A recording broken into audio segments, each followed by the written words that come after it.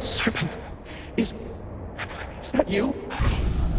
While none since none of the realm have stood before the great serpent. Are you going to start playing Shattered Space? Don't know what you're going to see? Not sure if you're ready for it? Here's a quick video to help you out, just a bit.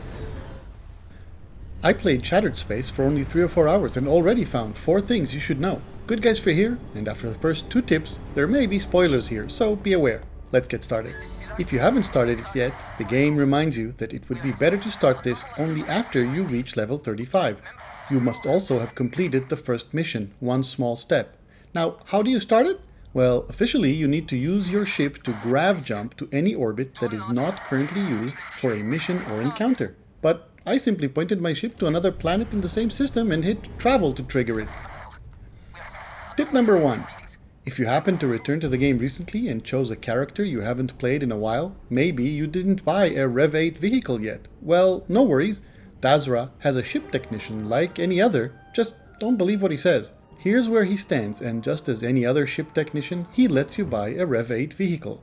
While I recolor it, I remind you that some things from this point in the video may be considered spoilers. Let's back up here, but we'll return to this guy a bit later in the video. When you board the Oracle station, you'll have to fight at some point, trying to keep spoilers to a minimum, and since it's in 0G, recoil is a real nuisance. I haven't tried energy-only weapons, so you may try and see, but generally firing at enemies throws you way back. Maybe get some practice first? Your options are the Almagest, located in the Olympus star system next to the planet Nesoi, Deimos Armored Transport, found near the planet Bondar in the Alpha Centauri star system, Deserted Trade Authority star station, situated in the Valo star system, north of Alpha Centauri and near the planet Prax. Spoilers, small ones, start here. Tip number 2. The Varun Starstorm has a physical damage component which means recoil, but that's not all. It takes a long time to start shooting and isn't very accurate. Its magazine has 80 rounds and a fire rate of 120 rounds per minute, which translates into pretty short bursts. Tip number 3. If you drive through Varunkai, you can largely ignore the fauna. Don't bother with them if you don't have to.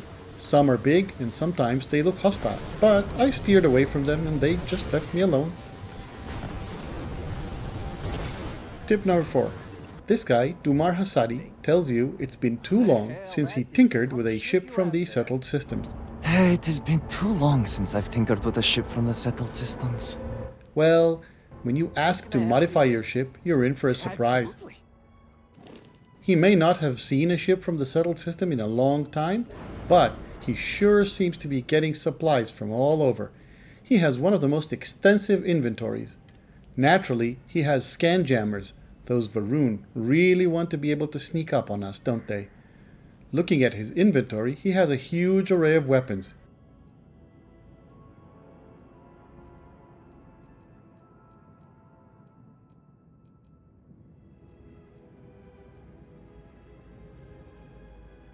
Including Vanguard hardware.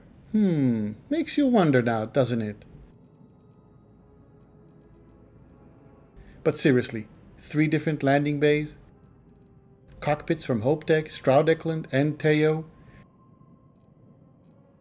reactors of all classes from all manufacturers, shields, again, including Vanguard shields. Now, I'm told you are free to leave and return as much as you like, but in the first 3 hours of play, I just didn't get to that. But if true, this will be one of my go-to places for parts. That's it for today. If you found this useful, hit like and consider subscribing. Good guys free here, and I'll see you again soon.